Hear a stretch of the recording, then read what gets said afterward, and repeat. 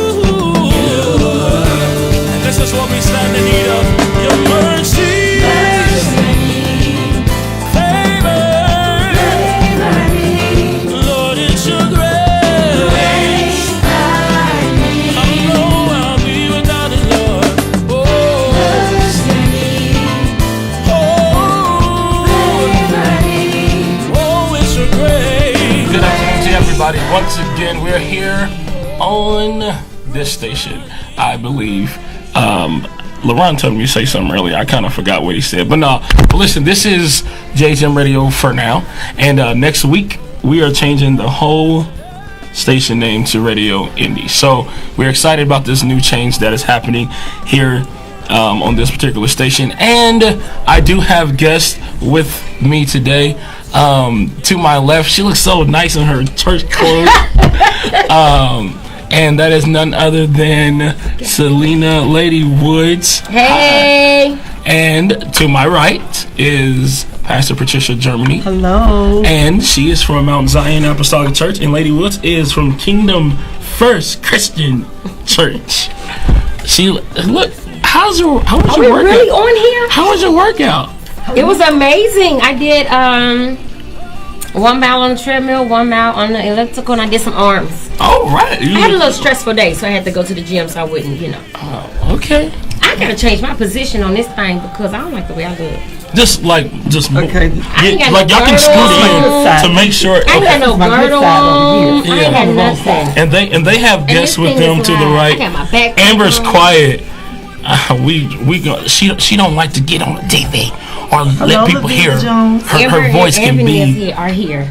Amber's a singer. Amber White. Oh, Amber White or Amber Wood? No, she's not a singer. No, Amber White's not a singer. She's oily. You know, Mother's having a moment here. Right. So before we do anything, y'all know that we always Jesus keep me near the cross. Before we do anything, you guys know that we always start with the prayer and then go into the motivational quote. So I'm going to give the floor over to Pastor Germany because I want to be nice and let the guests pray. And there's something about women praying, the moaning of women. So I'm going to ask Pastor Germany to pray and then we'll get into the rest of the show. All right? Father, in the name of Jesus, we come before you, God. We bless you and we thank you for this day. We thank you, Lord, because we know, Lord God, that you have ordained all things.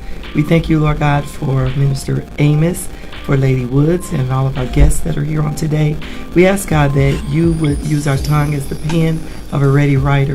Let us say what you would have us to say, and bless, Lord God, every hearer, even on today. Yes, God. You would get all the glory, the honor, and the praise. In Jesus' name. Amen. Amen. Amen. Amen. I've always wondered why my grandfather would take this hat off. I was going to say that. But when I was a kid, like I've been like doing this when I was a kid, but he would take his hat off when prayer happens. I mean, is it? Y'all know what that happens? I saw you do that, and I was going to put the camera on you because I didn't quite understand why you did it. Yeah, and so I was going to ask. But he does it, so I mean, I thought so you maybe just y'all do would know. stuff because somebody else does it. Yeah. What do you have under that? I see No. something blue. What is that? Oh, this is your glasses. Okay. Oh yeah, that's just my glasses. Yeah, I don't know why you did that. I was going to ask you that in private. Like every time, like he's like we're about to pray or something like that, he'll take off his hat. I think it's just out of respect. Reverence. Respect, yes. Okay. Do you think God hears you better with your hat off? I don't know. He might. Well, maybe you want to take it off because we want you to hear real good. Yeah. If that's the case, don't ever wear a hat. I mean, I think my hair's a mess. Y'all, it's a lot of stuff that happens traditionally that just makes no sense. But it's okay. He hit me with the bell. Hit me with your bell. So, we are talking about bondage breakers, but you guys, we want to know who Selena Woods is, which I kind of know, and who Pastor Germany is. So we're gonna start with you. Tell the people who you are, what you do, and what you got coming up. Who am I? That is a good question. Because I'm like 5 people in one.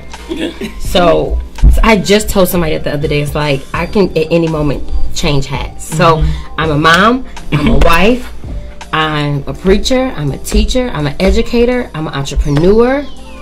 I'm like so much. And so at any given time, I can be all that, or I can be all that in one. So it's kind of tricky. I think we're talking about ministry. So ministry side of it, I am the first lady to Bishop Christopher Ryan Woods Sr. All right, Papa Dope. I cannot say it. I am the wife to Bishop Woods, and so that is a person all by itself. To be a first lady is very challenging. I think that in everything that I do, I think I'm the least successful or good at being a first lady. I'm not a good first lady, and I know that. I'm not traditional. I don't really follow the rules. I don't look like a first lady. I don't act like a first lady or the first ladies that I've seen. I'm just pretty much who I am. You can love it or hate it. And we love it. It doesn't matter. You love it or hate it. Carlton calls it Selena-ish. Yeah. He tells me don't act Selena-ish or act Selena-ish. So it just is what it is. What I have coming up is Fabulous in My Faith Volume 6. This is the 6th year that God has allowed us to do our women's conference. The dates are April 5th through the 7th. It's just one of my assignments that God has given me as a testimony for what I went through many, many years ago. And you're talking about being in bondage, struggling in bondage. But my issue is that I was in bondage and nobody noticed it. Wow. They took my outside appearance as in she's fine, she's okay, she got it all together. And I'm like, y'all been had these clothes and shoes. Like my hair, it should stay done, right? I mean, I work, right? It should. I really shouldn't be walking around here nappy-headed, right? No. Oh, okay.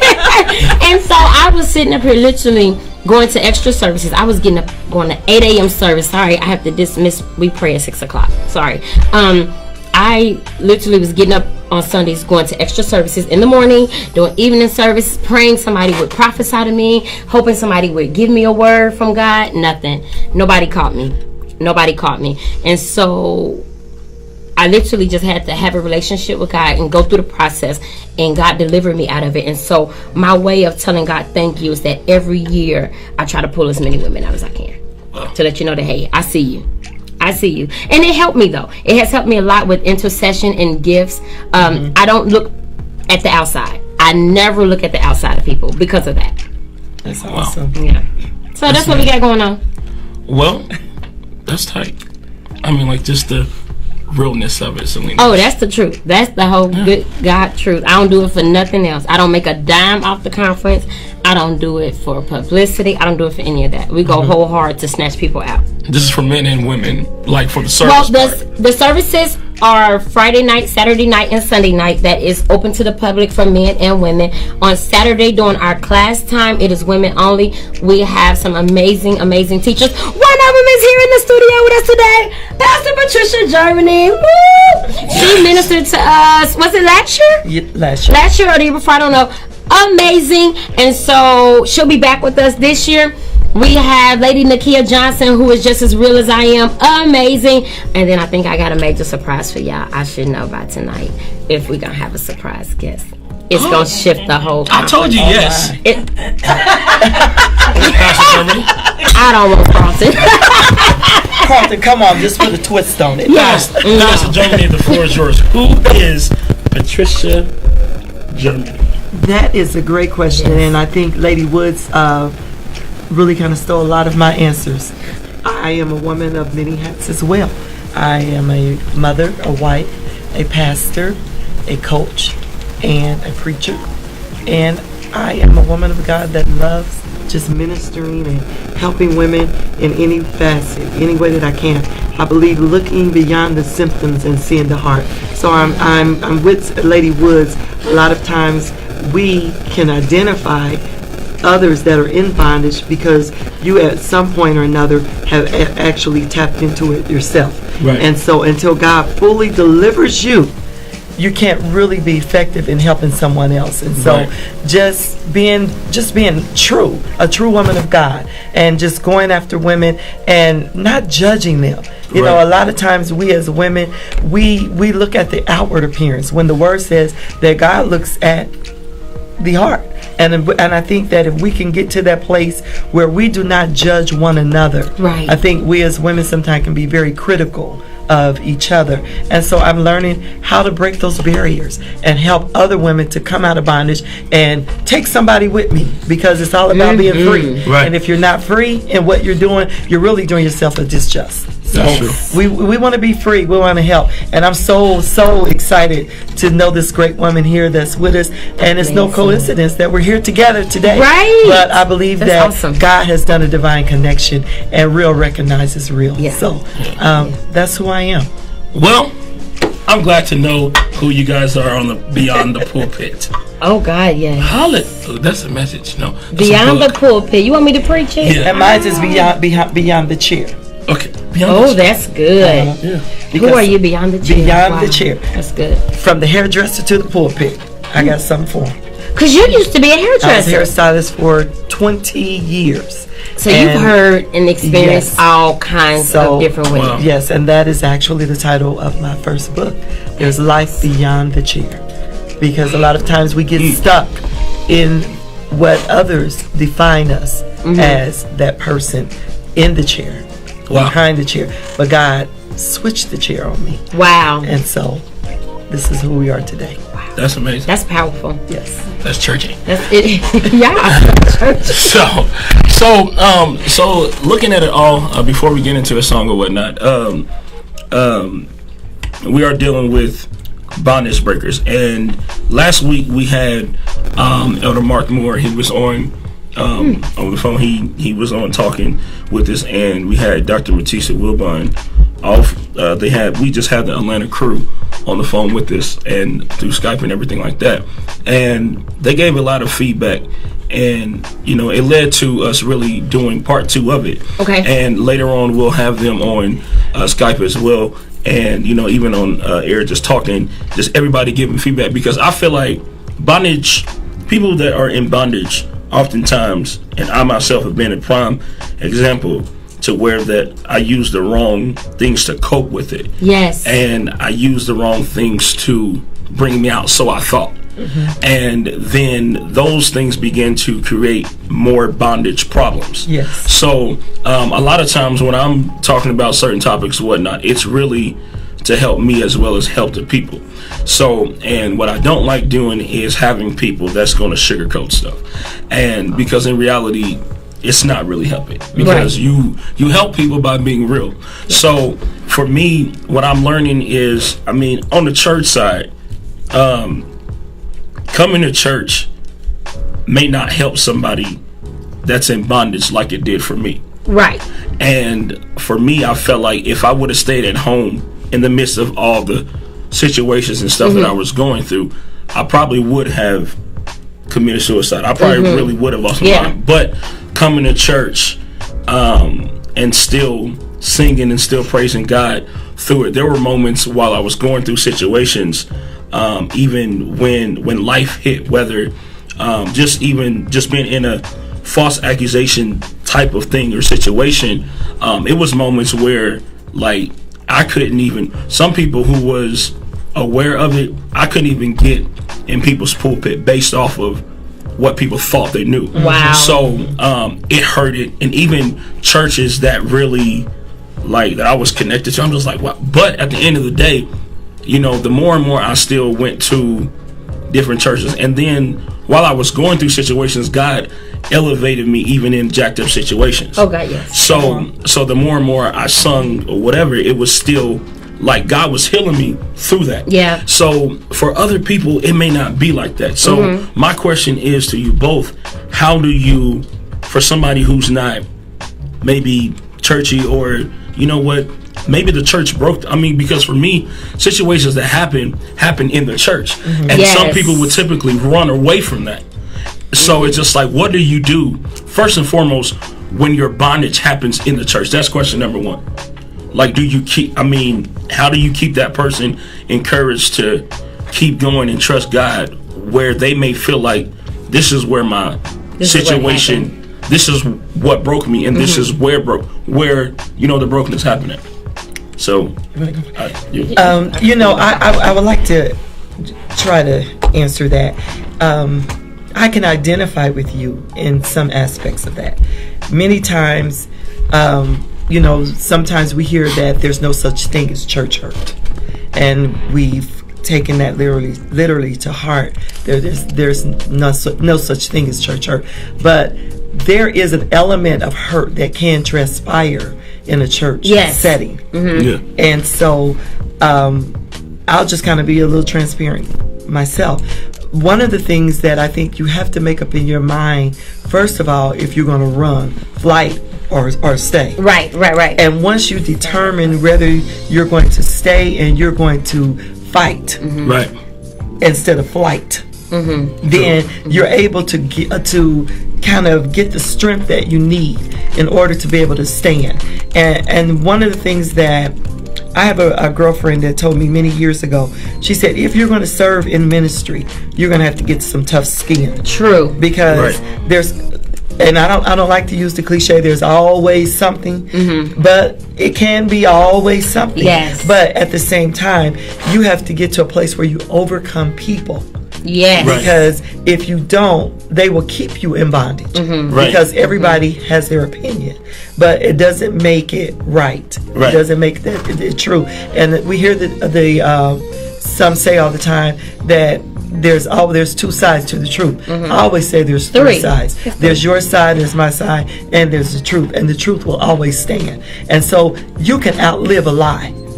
I just believe that. That if God said, the word said, if God said, if I be for you, I'm more than the world against you. And if God is fighting for you, all he needs you to do is just take your rightful place and stand and don't run. And he will fight for you. And there's a scripture where it talks about, and their name was spread abroad. Sometimes God will put your name out there and then flip it so that he can get the glory out of that situation because he trusted you to go through that test. And so I think that we have to get to a place where we say we're going to trust God, or we're going to wallow in it and we're going to let the people keep us in that state. But you have to get to a place and it becomes a mind. Joyce Myers wrote the book, The Battlefield of the Mind. Yes. And I think that's where it starts at. You win in your mind first. And, you know, when you think about it, anything that you set out to do, you think it first before you try to achieve it. And so you always want to keep in front of you that what you let go in here and in your ear gate. And so what I've learned to do is I don't allow everybody to get in my ear. Oh, yes. True. And I don't allow them to bring trash to me because I'm not a trash can. And so you have to get to that place where you learn how to have that discernment and know who really is genuinely for you. And there are some people that love to see you bound. Oh yeah. They love to see you depressed. They love to see you sitting in the back. They glory out of that. And so you know what? I'm a glory killer. Every dream killer, I came to let them know that the dream still lives. You know, and you have to get to that place where you have to take it by force. Your freedom. Wow. That's powerful. That's powerful. Hey, I just sit back, you know. That's powerful. Do you have anything to elaborate? I do agree with what she said as far as, having to have thick skin. I had to literally pray and ask God to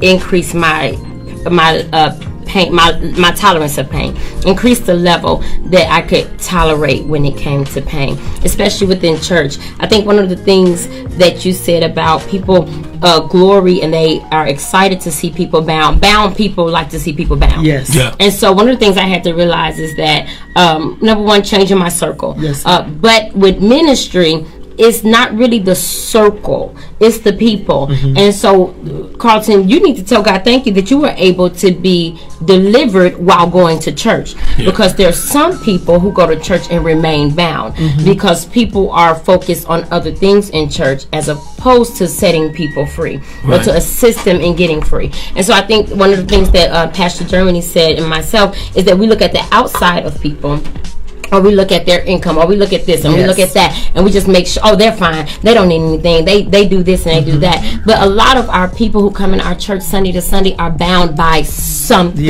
And there's different things you could be bound by. One of the things that I notice more popular now is that we adults are bound by our past. Yes. We're still held captive because of something that has happened when we were younger, or something that somebody did to us, or something that we could have even done to other people. So one of the things that is huge about that is forgiveness. Exactly. Yes. It's forgiveness and being free from your past and understanding that God is a forgiving God. So even if it's something that you did, some of us feel like we're not worthy enough. True. To be in his presence, or worthy enough to worship or to praise. And so I think that we need to first address us. Yes. What is it that is within us? So before we try to break somebody else free, you can't break nobody free if you're not free. That's right. True. You can't do it. One of the things that we're focusing on in this conference is being whole, being healed and being whole. I am so guilty of operating in brokenness. I am so guilty of preaching while broken. And so then I spew and I bleed all over God's people because I'm going plumb off, right? I gotta get this out. Right. This is my opportunity. Off. And so I've been guilty of that. So one of the things I had to do was tell God on last year, make me whole. Yes. I don't want to be out here broken. I don't want to be laying hands on people and I'm hurting. That's right. I can't pray that God, heal you when I don't even know what healing feels like. That's right. I didn't know, so I had to literally go through it. One of the things that scares me about people being bound is the reactions of being bound. Right. Oh, yes. The reactions. Yeah. Sometimes people used to call me like, "Oh, I can't believe she did this, she did that." No, you couldn't believe it. Can you say? I'm like, "Oh, I believe it." Yeah. I believe it because Hurting people hurt. Thank you. Hurt people. Yes. People used to say that when I was younger, and I did not believe it. I promise you. Yes. Hurt people. Hurt people. That's what they do. Yes.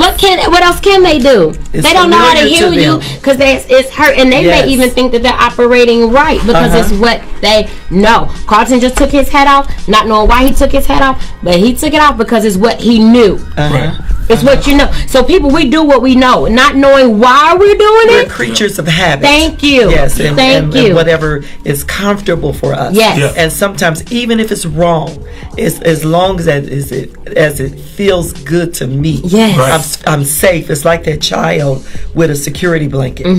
They carry it everywhere they go. And when they don't have it, they're lost. Right. Because it's a familiar. It's a familiar place. Yes. And like what you said, Carlton, thank God that you remained in church and that's what pulled you out. But what about people who don't go? And that's why we have to make sure that the church is a safe place. Yes. True. Because some people don't want to come to the church because we have this big, it's a joke. Oh, church is money. Oh, that irritates me. People, God, let me take a pause right there. If you want to make money, ministry ain't the place to do it, okay? Come on Because now. I've given more than I received. Let me be very clear about that. But people think, pastors do big cars and, you live in mansions because you're a preacher. Huh? I only got 2 levels in my house. It's very basic. 3 bedrooms, 2.5 baths. It's real simple. And I've been preaching for years. My husband's been pastoring for years. So it's a cliche, and that's what people think of the church. And so when they enter into the church, we have to make sure that it's a place of safety. Yes. Right. That's true. And not a judgmental place. Exactly. You kept going to church because church is what you knew or what you know. It's hard to get somebody to come to church if that's not their comfort zone. Exactly. And especially when we get them there, it's not a safe place. Exactly. And we immediately want to condemn. We immediately want to judge. It's like, oh, she got on tight pants, so we ain't gonna even, we ain't gonna even talk to her. Or yeah, her dress too short. She ain't got no Spanx or no girdle, so now we don't even want to. We gonna ignore her. Right. But no. But the Bible says, such were some of you. Yes. Some of you, you know, and we've hid our stuff. We've hid our stuff. So we think. So we think. Right. But God sees everything. We dress it up. We dress our stuff up. Yes. Hurting people. Yeah. Covered up. Macked up. Yep. Maybelline down. Come on. Broken. You hear me? Broken. But we see you. There's a few of us that operate under the power of the Holy Ghost. We see you. I was thinking the other night, I spoke on this the Samaria woman that she knew she had issues. Yeah. She didn't need anyone to identify it. She strategically went to the well at a specific time of the day because she didn't want to be ridiculed. Yeah. She didn't want to be talked about. She didn't want to be rejected. But Jesus met her there. Yeah. Right. What if we, as people of God, would take the time to say, you know what, sis, I'm going to meet you at your place of need. I'm going to be there for you. In spite of what you've been through, in spite of what I've heard that I think about, I know about you, I'm going to meet you there. And I'm going to help you. And I'm going to pray with you. Yeah.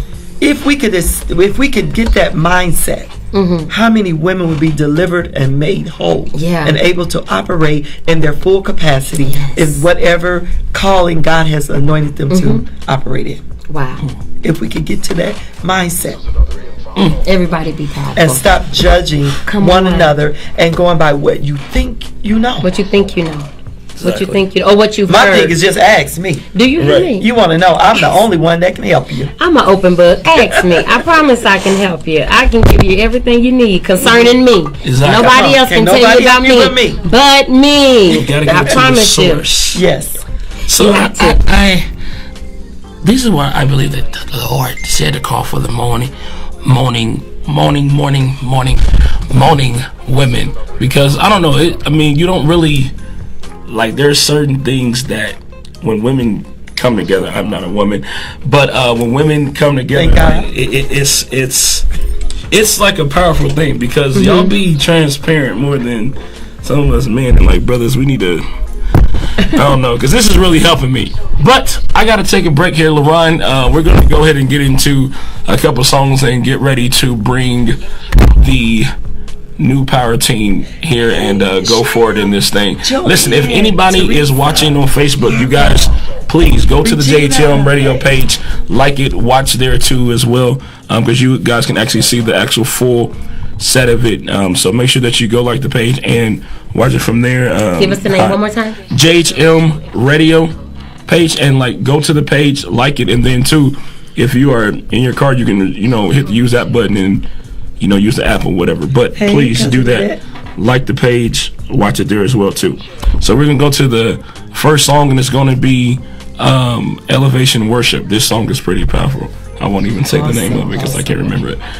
All right. I never heard of Elevation.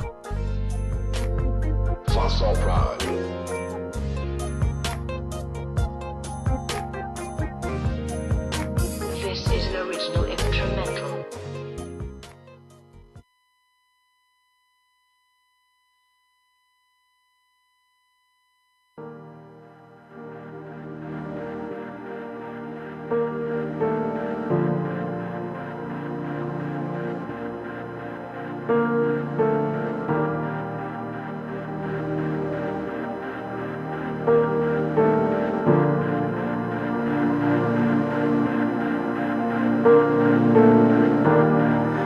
Walking around these walls, I thought by now they'd fall, but you have never failed me yet.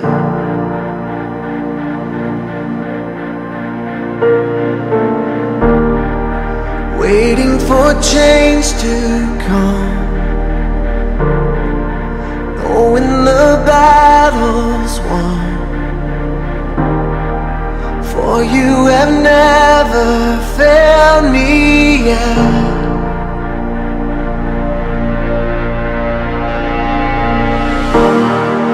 Promise still stands.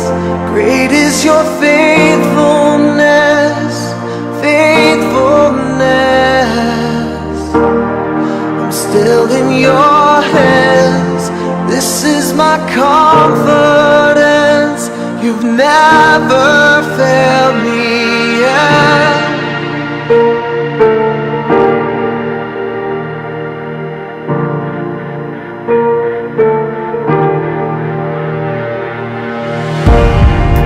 I know the night won't last. Your word will come to pass. My heart will sing your praise again.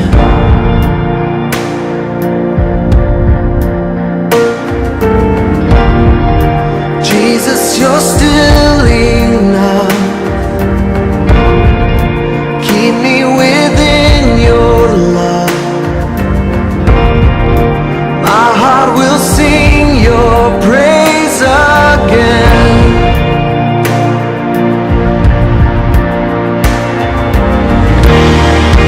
Promise still stands. Great is your faithfulness, faithfulness. I'm still in your hands. This is my confidence. You never fail. Promise still stands. Great is your faithfulness, faithfulness. I'm still in your hands. This is my confidence. You never fail me yet.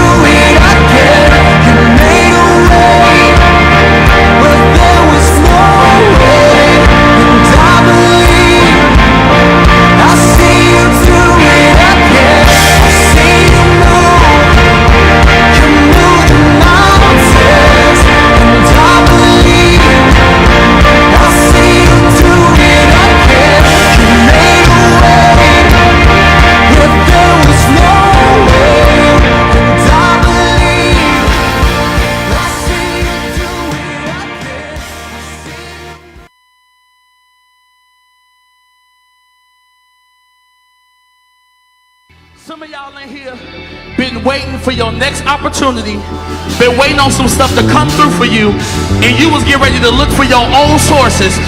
But them three words, because you waited. Oh, she got another hope. Because you waited.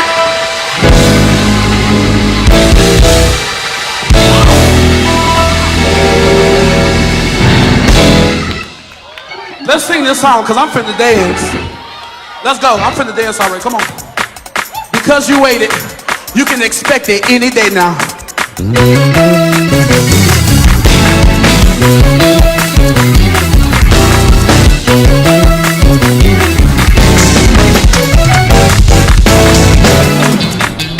I can sense miracles in the air. God is getting ready to send what you need this way. This last storm, he's been watching how you handled it, and you passed. Congratulations, I got good news. Just you wait. You're gonna blow your mind.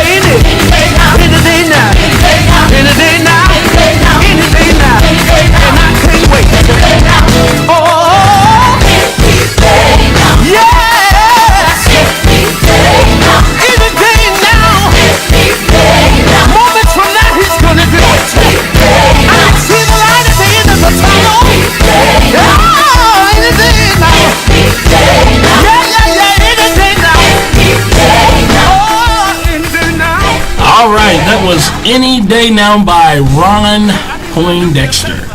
And then before that, that was Reckless Love by Elevation Worship. No mountain you won't climb up. Lie you won't tear down. I like that. Yeah. Coming after me. Shadow you won't light No shadow you won't light up. Yeah, Mountain you won't climb up. Yeah. You know I don't know the words. But no, like before I literally looked at the lyrics. So here, since y'all want to talk about me and my lyric moments, what I think the lyrics or words are to the song, I sing them. But then when y'all tell me that the things are wrong, then I go back. I'm like, dang, I did not know those were the words of that. So, as a praise and worship leader, I strongly recommend that you know the lyrics and what it means. Come on now. To the song. And all that getting it and understanding. Yes. See, and he will literally get there and make up his own words. I'm like, that's not it. Well, you know what? I can't blame him because I make up a lot of my own. Thank you, Pastor Jeremy. Y'all just gonna sometimes say the song they'll be saying something and I'll say strawberries and bananas. It could take the church in. I don't know what it is. But it's all right. I mean, I'll be close. And that's all that matters. Right. You're close. Shoot, we put a lot of words together and then we have these praise breaks. Right. Watermelon's coming at your house. Then they just all of a sudden feel it. Because I've been waiting on this big thing of watermelon and they, it's coming. It's coming. It's about to shift into the season for watermelon. Well, it's all right. So we talked about we're getting the other part set. So, but while we're getting there, we talked about the bondages in the church. Yes. Now, what happens when the bondages is for those people that's not so interested? Like, what would you all suggest? You know what? Hey, you know what? If you're going through this, try this. What void fillers would you say? Because, like I said, sometimes we use the wrong void fillers, and even at Bible class, we're talking about strongholds right now. Mm-hmm. And like we talked about, like lying, fear. We deal with relationships, strongholds inside and outside of the church. You're coming to church bound, then versus some people you go to work bound. You be around your family, and there's certain things that is holding us in that bondage thing. And like I feel like sometimes there's some people I believe that want to be free. Yeah. And then there's some people who don't want to be free, and then they have that pity party, or then they have that attention-seeking thing to where that we understand that you're going through, and like I know that God can deliver you out of it, but you gotta really want. You have to want. The first step is wanting to be free. Yeah, it's like someone that's on drugs, or any type of an addiction. Yeah. You have to first acknowledge that there is a struggle. Yeah. Yeah. I was talking with someone the other day, and they were giving they gave an example of how where they're at, the place they're at right now, the individual battled with crack as their addiction. Yeah. And so now they're treating it with meth. And so now they're addicted to meth. Right. So sometimes you just got to go cold turkey and just say enough is enough. Yeah. When you really want to be free. Yeah.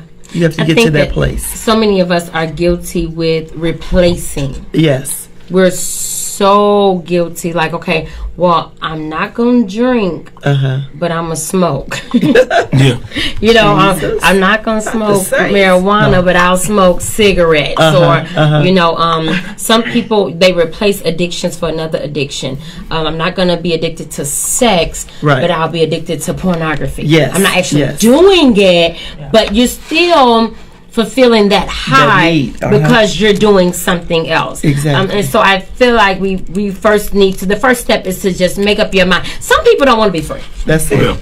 I just come to find out some people don't want to be free. Some people like being bound because it gets them attention. It gets them a pity party. And a lot of people are scared to be free. I just don't understand. And some of them have just gotten used to being bound.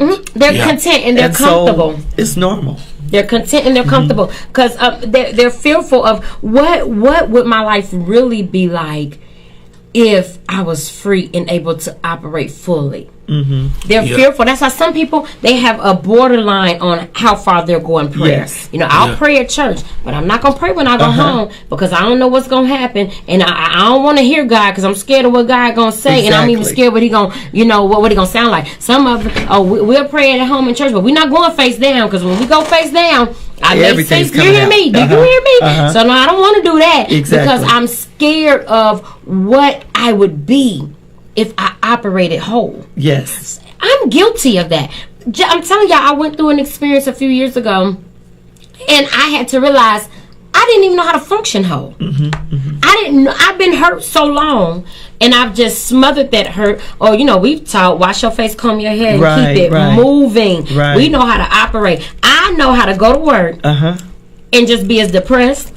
I know how to make it work. We know how to get our clothes on church on Sunday morning. We know how to go. Yes, we know how to go. We know how to go forth in ministry. We know how to preach. And then as soon as we done, just as depressed as we want to be. But we've learned how to fake the funk. Yeah. Carlton was going through what he was going through while he was a minister of music. And what it does, I always say this, that you have so many actors and actresses in the church. Yes. Because we have learned, like what you're saying, they've learned how to just put on the part. You know, play the role. You know what I'm saying? And then when you get home, you're back to and that some miserable of this stuff, person. I kind of blame the church just a little bit, because we teach people how to look the part. We teach you. We tell you, come in here with a dress on.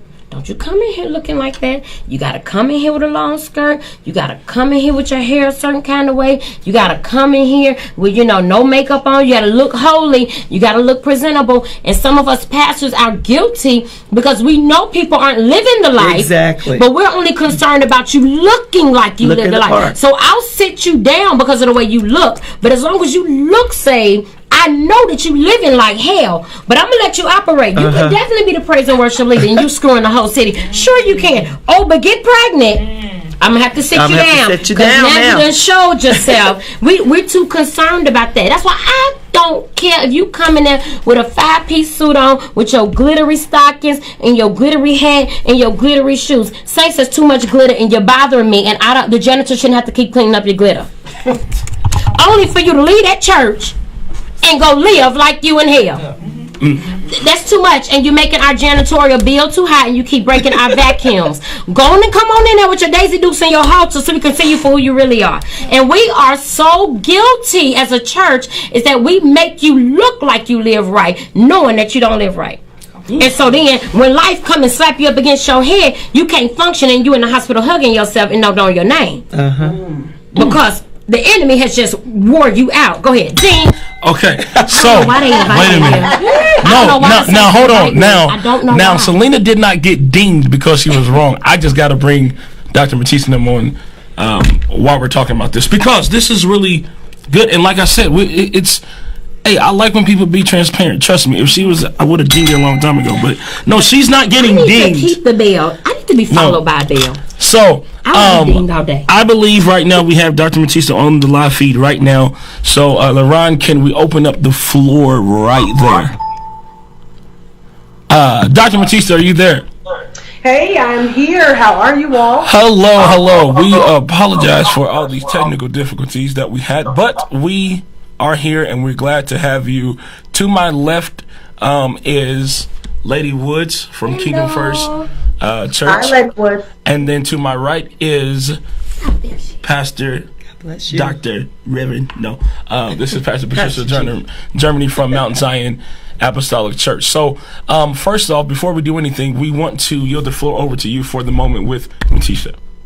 Absolutely. Well, let me just say it's Women's History Month, so I'm so glad to sit here with some amazing women of God. I don't know if you all can see me. I can't see you all, but I peeked a little bit earlier, and I saw you all just in a wonderful conversation. You all really could have kept going when you think about this idea of being a bondage breaker. And I heard one of the women of God talk about people living like hell, but then coming to church like everything is okay. That is a worthy conversation. So I'm excited for us to get back to that. I know the women of Table Talk will be here as well to help. But let me just give you this moment with Matisa, and then I'm sure we'll get right back into that conversation. I wanted to do something just a little bit different, Carlton, in honor of March Madness. I know it's Women's History Month, and I know we're talking about bondage, but some people are thinking about basketball.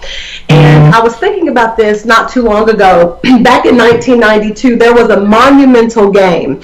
Now, this game was between my beloved University of Kentucky Wildcats and the Duke Blue Devils. And during this particular game, the University of Kentucky, they were actually favored to win that year. In fact, it was the end of the game, seconds to spare, and they were in the lead. So you can imagine the crowd for UK is excited. Everybody watching who couldn't get to Rupp Arena, they are so excited that they think their UK Wildcats are about to win.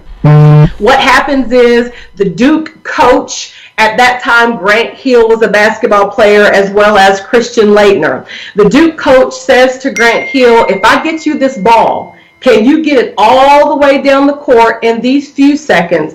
Can you get it to Christian, who is down on the other end of the court near the basket? And can you get it to him? Grant Hill says yes. He looks at Christian. Christian, if you get this ball, can you get the ball in the hoop? Christian says yes. So you can imagine everybody's there. Rupp Arena's going crazy. Everybody in that arena is expecting UK to win. Grant Hill gets the ball. He throws it long all the way down the court. Christian Laettner gets the ball, makes it in the hoop with no seconds left. Total upset. Duke wins. Now, the reason this is such a significant game is because I'm from Eastern Kentucky, and I can remember this game. If I mention this game to any of my family members, they will probably have somewhat of a heart attack because it was that monumental for them.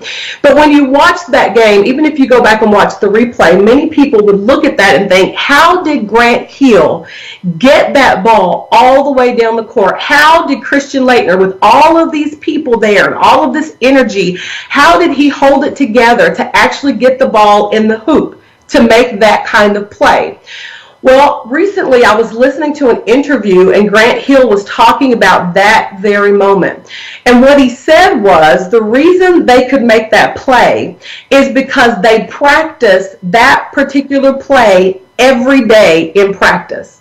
So before they ever got to the championship moment, during fundamentals, he was getting the ball and throwing it down the court.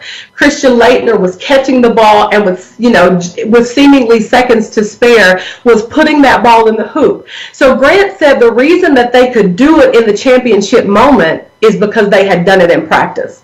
And so my moment with you, anybody who's watching this, listening to this, or who will watch this replay, maybe listen to it later, every one of us gets a championship moment. I don't know what that moment will be for you, and we don't know when it will happen. But this is the thing that I do know. If you practice the fundamentals, if you make sure that you have all of the basics right, when you get into the championship game, it is almost guaranteed that you're going to get that ball in the hoop. And I think it's so fitting, even if we think about this idea of bondage breaking, and my team is coming at this time too, but as I was thinking about it and just connecting the moment with the topic, you know, a lot of times people can't, when they get in the moment of temptation, they get in the moment of trial, they get in the moment of challenge, one of the reasons they can't be victorious is because they've not practiced the basics. They've not practiced the fundamentals of reading the word, of fasting, of praying, of meditating upon the word, of not focusing as much on the outward as they do on the inward, right? Outward is impacted by the inward, but when I do the things of God every single day, when I get in a moment of trial, or I get in a moment where God wants to give me victory, it is so much easier for me to win. And so that's what I want to tell somebody tonight. You have what it takes to win. but you've got to practice the fundamentals. Yes. That's good. Wow. We know something. So Carlton, I know my team is coming. I think they heard my cue. So we've got some amazing women of God. One of us is absent. And for the women of God who are there, maybe you all don't know us. We are a group of women. We go to the same church. We go to Bishop Mark Moore Sr.'s church in Atlanta, Georgia. We're so excited that we get to work together. Each of us are business owners. We're entrepreneurs. But most of all, we are saved and full of God's Holy Ghost.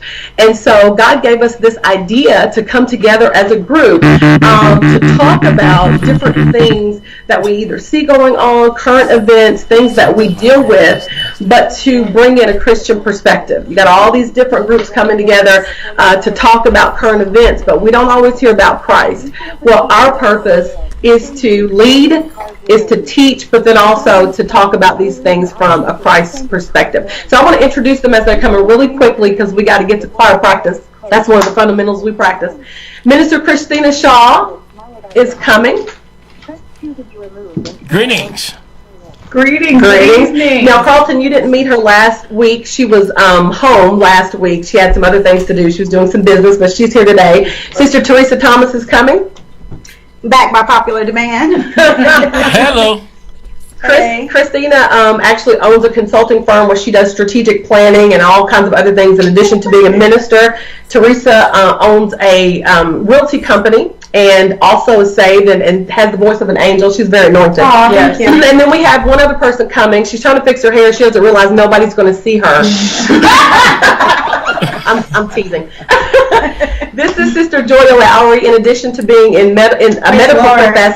a medical professional, but she's about to open up her own care where she becomes a liaison between those going into hospice and those who have those kinds of needs. And for those who don't know me, I'm Dr. Matisa. I'm a minister. I'm a professor. I'm a consultant. And so we're here. We have one other person not here, Minister Dana Tyler, and she actually is also an entrepreneur and a minister. So we're excited. Now, for the women of God who are there, we talk a lot and we have high energy. Yes. We're going to try to keep it down a little bit so everybody can hear us. But Carlton, we are excited to be with you tonight. Thank you all. Do you want to open with a question, or how would you like us to proceed? So here it is. We talked with Pastor Germany and Lady Woods, and and you all can ask questions too. Okay. I talked about bondage, of course, bondage breaking, but the question that I had earlier was pertaining to what happens when your bondage happens in the church. What do you do? And then even vice versa when you're dealing with bondages on the outside of the church. And I said that to say oftentimes people use the wrong coping mechanisms to deal with the bondage. So and sometimes and like I said to them earlier, a lot of my bondage moments happened in the church. And for somebody like me, for me to keep going to church, that was the way that I was healing. So then going through it, some people don't heal by continue going to church, right? Especially that was their hometown of their bondage. So what would you suggest for those individuals who were broken or led through bondage or whatnot in the church? Well, I would say, first of all, I think it is so important, and I want to sort of start globally very quickly and then work down to the individual. First of all, we have to make sure that our churches express a love that shows you that God can break your bondage. I think sometimes people stay in bondage because they're in church not for bondages to be broken. They're there to look a certain way, or they're expected to do certain things. They're still singing, they're doing all of the things that they were doing before. But when there is a clear message in the church that God's love can elevate you, can help you break the bondages that you're going through, I think it's easier for at least people to identify and to talk about what they're dealing with. So that's the first thing. And then the second thing that I would say, and then I'll let anybody else jump in here, to your point, I've known now, especially for many of us, I think all of us in here, we are church girls. Meaning we grew up in the church, pretty much pew babies. We've seen it all. We've experienced quite a bit. And I certainly know, Carlton, people that you're talking about who in the church, everybody's looking at them. Maybe they've got title, even position. They're doing all the things outwardly that looks good, but things have happened. They've experienced things. Maybe they've done things that have put them in bondage.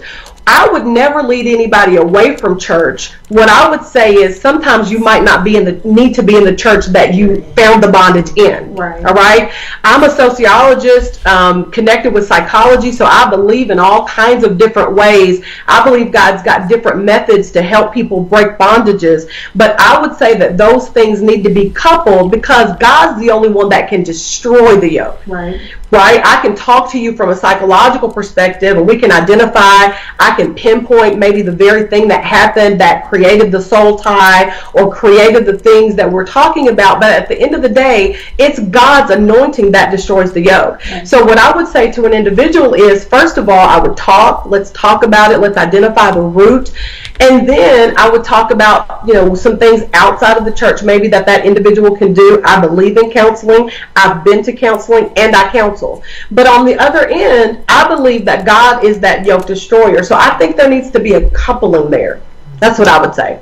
Anybody else want to jump in? No, I definitely agree. We don't ever want to lead anyone away from the house of God, but that was one of the thoughts that came to me, Dr. Matisa, was that sometimes you have to seek God for that way of escape, right? We serve a God that's a God of freedom, and unfortunately, there have been some hurts experienced where others have benefited from your bondage. Absolutely. They've benefited from you being in a bound place, absolutely, and so they're not necessarily the biggest fans of you being free. That's right. Yeah. And so, but we know that whom the Son has set free is truly free indeed. And when I think of bondage, I also think of strongholds, things that operate in the spiritual. And a lot of times we think of a stronghold as this demonic dark force that sort of comes in and takes over us, but really strongholds are things that we allow to build up brick by brick. Whether we're the builder or someone else is the builder, God has still given us the power to break it through his anointing. So I think the biggest thing is to seek God in his fullness, because I think when you get God in his fullness in your life and you seek him about, Lord, where should I worship? Who should I be submitted to? He is going to give you that wisdom. He's not going to withhold it from you. And when you open up space in your life to say, I'm not going to make a God out of this bondage, but I'm going to give it to the God that can break the bondage. When you invite him in, the fullness of God will destroy every yoke and will sort of break out and bust out of whatever you find yourself in. But you've got to get to the place where you recognize that nothing is what it is on the surface. If this church house was the place of my bondage, it's not the people, but the spirit behind it. And I've got to seek God for the way out of that wilderness. And let me just add this. I don't know if anybody else wants to jump in, but Christina made me think about something. I've known people who were so loyal to the people that had them bound in the church that they could never get out of bondage because, and it's almost like, the enemy is so slick. It's such a perversion. It's almost like the molester and the rapist. The person who is the victim is so connected to that person that they can't get free, and they're miserable, they're dying, but they're loyal to the person that's victimizing them. And sometimes that happens. We know it's not the organism. We know it's not God's institution, but it's the people within. And so that's why you have to get to the root, and you have to create the opportunity for people to be honest with themselves and with you.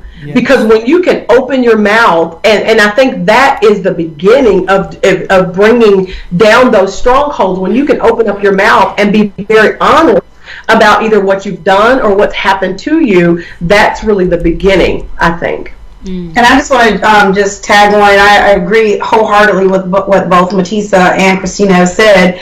But sometimes I think about bondage as there's a picture that I've seen before of an elephant with one single rope tied to a chair. And they trained him that the chair, initially they had that rope tied to a cement stone in the ground they could not break away from. But when they tied that same string of bondage to a chair, which the elephant could have taken his his trunk and swung it across the desert. It just doesn't, he didn't know, but he was a product of his environment. He had been trained to say, this one line is going to keep you bound here and you cannot move. So to that I say, sometimes you have to press beyond your comfort level. Try something to break yourself out of that box. Like there are sometimes, and I feel like in my heart, when people are bound or they have soul ties or they're in situations where everybody is creating, this is how you should feel, this is what, if you don't feel this way, these are your consequences. And when you get by yourself in the middle of the night and you sleep or fail to sleep, you deal with your situation and ways that you could possibly get out. People who are in abusive relationships, but they're scared to get out. But at some point, you have to pray and ask God to give you the strength to move beyond what your situation, your surroundings are. So it's like, Lord, He said, I'll give you a way of escape. So if you're truly in bondage and God knows you can be set free, ask for that way of escape and let God open that to you, and then be bold enough to run through it or walk through it or make that decision that I'm not going back home, or pack your family and leave, or do whatever it is. But you have to test yourself, like your strength. Shake yourself like Samson. He shook himself like, one more time, God, I know I sinned, I messed up, but I'm going to use my last tap into my resource to shake myself, to break myself from the bondage that was overwhelming. That's right. And so I think sometimes in ourselves we say, God, I know that you give me a way of escape exists. Give me the strength to pursue it and break through. That's good.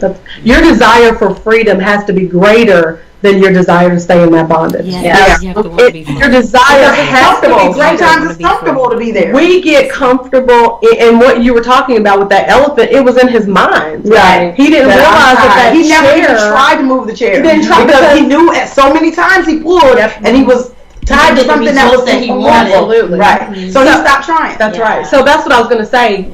God is our ultimate strength. There's some onus on us. Because sometimes people are so comfortable in their victimization that they blame everybody, but fail to see that often when we get in bondage, there is something within us. Find the root inside that yourself. We have to get that to that root.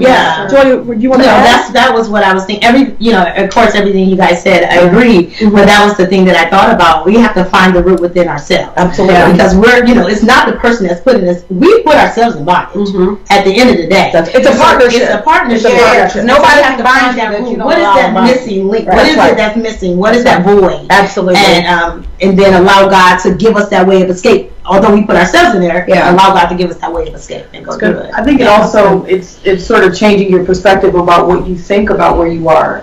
Who was it that said, was it Harriet Tubman that was saying that I could have freed so many more slaves if they were free. And I think, you know what I mean? Like sometimes we don't even realize that God's will is for us to advance always. God's will is for us to abound and to be full and to overflow. And it doesn't mean that every day is going to be sunshine and roses, but it does mean that ultimately, when we think about the children of Israel, when God sent them into Babylonian captivity, they were being held captive, but God even said, you're still going to have land, you're still going to be fruitful, you're still going to get married, you're still going to advance, because when you come out of this, you got to come out of this stronger and better. And guess what? I'm still going to be your God. I'm still going to be your God. That's key. Thank you for saying that, because you know that when your captive place is not of God, when anything else is trying to put itself in God's position. Exactly.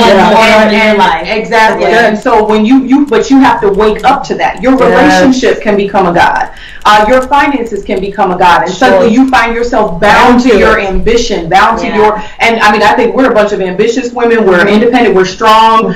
We want to see God's will done in our lives, but never above our relationship with Him. The greatest opportunity could present itself to us, but if it's not in the will of God, we're ultimately going to have to say no. That's right. But I think it's that awakening to the fact that I am bound by this thing and trusting God outside of the prison walls. Because, we hear the people of Israel, when they came out of Egypt, Moses, you should have left us where we were because it was better than this. You have to get to the place where when you awaken to the fact that where I am is bondage, I've got to get the courage, to your point, to go out beyond it, even if it is unknown. Absolutely. And make sure that you change it, because if you don't, you're going to go to another place with that same bondage and think it's everyone else's fault. That's right. Absolutely. So that's us. Well, it's all right because a lot of things. I will say this because I know that I got to go and all this type of stuff and then wrapping up. But I will say this: everything that you all have said was kind of like pretty much touching bases and really confirming things that we talked about earlier before you all even came on. Because at the end of it all, I mean, the key thing from what I get out of it all is that you have to want to be free. Yeah. You have to want to be released from this stuff. Yes. And the whole thing is that we know that God is able to do it, but some people don't believe like we do. Right. And at the end of it all, we have to know that even through your bondage moments that healing can take place, but you have to be willing to allow God to heal you. Yeah. And for some people who say, well, Carlton, I'm not churchy, I'm not in church, I'm not, but as long as you have the ability to open up your mouth, because you can have the ability, because I feel like people, they forget what lies in their mouth. You can you can talk death and you can talk life. Yes. And the moments that you talk, like you spend so much time talking about the bondage moments. You spend so much time talking about what got you to that bondage place. But why don't you flip it and reverse it and start speaking life on that thing? Because we spend so much time talking about the negative, and like honestly, that worked for me. And I believe that worked for many of us, that when we have those bondage moments, we know that, we realize where we are. So now it's just like, now that I'm here, okay, God, I know that you can do this. Yeah. So God, you got to help me, or God, help me to help myself so that I can do it, because it starts with us. And like you all said, is that the simple fact you have to want to be free. And anybody that is listening, anybody that is watching, and I mean, I'm sure people are going to go back and revisit the whole show, but at the end of the day, you have to want to be free. That is the key. So I mean, let me add this. One thing I would add, and this is for the unbeliever, because there are people who say I'm not churchy, or that it doesn't matter who you are if you're in bondage. God does not desire that any man should perish. Right. And so for me, in my conversations with unbelievers, or people that just don't believe the same way I believe, I always tell them, I want you to do yourself a favor and pray to, when you get on your knees, pray to the higher power, the universe, whatever it is, and say, if you be the true living God, I need you to do this in my life. And God, if you be the God that Teresa is saying that you are, I need you to show up. Right. And God will do. He's not going to allow another lower God or anybody else, somebody beneath him, to come and reign in a place where a person is genuinely asking. Because he says, he that hungers and thirsts after righteousness shall be filled. That's right. So that person, it's like, at the end of the day, you pray, and I've talked to people, I have personal friends who are, they're, Hindus or Buddhists, or they believe in other things. And I'm like, when you get on your knees in your quiet space, I want you to pray to your God of the universe, whoever he is, and then give God an opportunity. Right. Say, if you are the answer, if you're the person that the God that Teresa says that you are, I need you to give me that light. I need you to give me that direction. I need you to open a door, because one plants a seed, one waters, but only God gives the increase, and he's able to do it. And I don't feel defeated when I talk to an unbeliever, because at the end of the day, we're not going to agree. But I leave that seed planted, or I water what someone else has already said to them, and then I look for God to do that thing that only he can do. Right. And I think, when we, and I love that point, Teresa, when we talk about freedom, I think about liberty, right? And the liberty that even we enjoy as American citizens, things of that nature. I'll never forget how it blew my mind that liberty is not the freedom to live as you choose, it's the freedom to live as you should. It's that we as African Americans, our ancestors were freed not to just run amok and do whatever they wanted to, but they were given liberty to live as human citizens that deserve civil rights, deserve respect. So when Christ gives us that liberty through salvation, it's not the liberty of, a lot of times people are afraid of what they got to give up and a bunch of rules. Don't focus on that. Focus on the fact that you've been set free to rise above the riffraff, to rise above the bondage, to rise above the foolishness that you may see, to rise above the frustrations of your past. That is the power of the Holy Spirit that God ordains each of us to have, so that we can kind of blaze through all of this stuff and just keep moving forward. So, again, it's not about, God doesn't want us to perish. And we can perish right in our living body. We can be dying inside because of our bondages, but it's God's will for you to be free. That's why freedom is agreement. Yeah. Freedom is agreement to what God says that we should be and who we are. So when I agree with him, sometimes we agree with our victimization, or we agree with our bondage. I am this, or you know, and like you were saying, Carlton, we speak that out of our mouth, and our mouth then, you know, agrees with everything that's said over us. It makes it happen. It makes it happen. It's a self-fulfilling prophecy. Right. But when we agree with God's word, even when it doesn't look right, when I feel bound and I look bound, but I'm still speaking the, you know, life, there is something supernatural.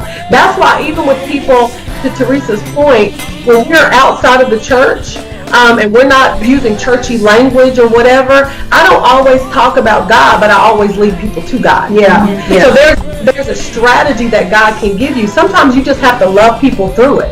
Sometimes rather than, you know, referring them to church and all of that, you're being in their presence, and you're being that representative of God that they can see. But I've experienced this, I'm sure others have as well, where after some time, where they feel the love of God through you, it gets them to God. And that's what we should be doing. I will say, after all of this, I mean, needless to say that we do have to go, but we want to, after all of this, the thing that we have to walk away with is that when it comes to bondage, you can be free from it. You just have to be willing to do it, and you have to want to be free yourself. And I want to take this time to thank you all from the new Power Team? We're going to introduce it formally later, but that's good for tonight. Okay, cool.